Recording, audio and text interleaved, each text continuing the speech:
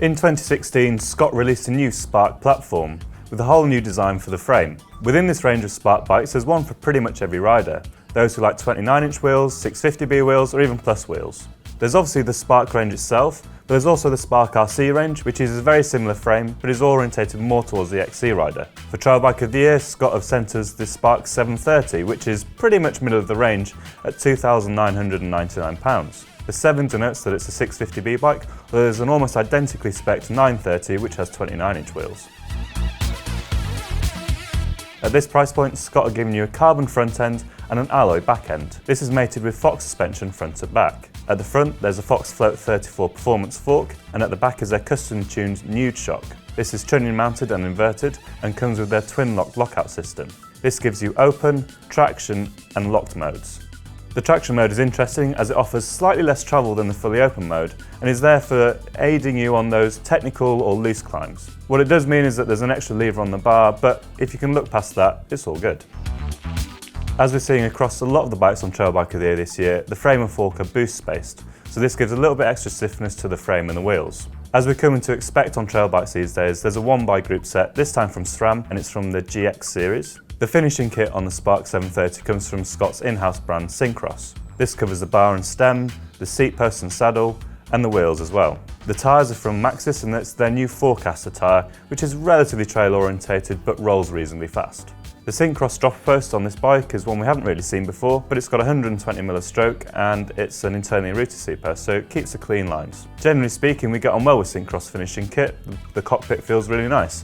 If we're going to nitpick though, the use of Torx bolts on the stem is a little bit annoying when you're expecting a 4mm Allen key. Scott's Spark 730 is definitely a distinctive bike, but we don't mean that in a disparaging way.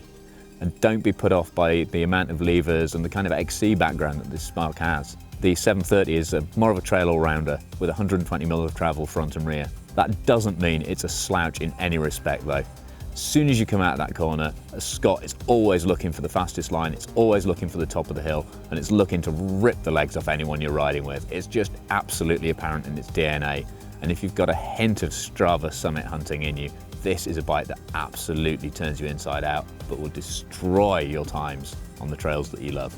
The multi-mode shock and the remote control on the bars has always been an underpinning factor of this Scott Spark. This year you've got a 85mm with it locked down, fully locked out, or 120mm. The difference this year is that there's no discernible compromise in the action of the rear shock.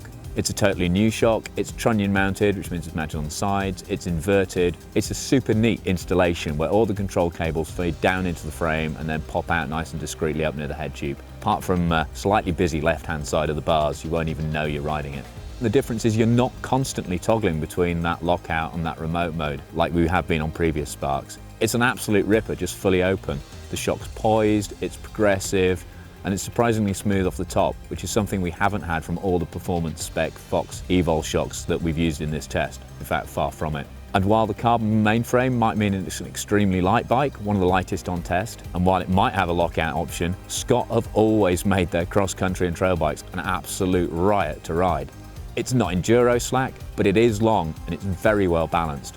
So whether you like to raise your heart rate on a climb, just ripping up roofs through corners, or just riding all day, joining up your favourite dots on a map, or linking all the trails together in a trail centre without even thinking of an uplift, Scott's Spark 730 is just an awesome all-rounder for people who are maybe a little more biased towards Lycra than knee pads, but we don't mean that in a bad way whatsoever. We love this bike. It definitely deserves its place on the podium of our Trail Bike of the Year 2017.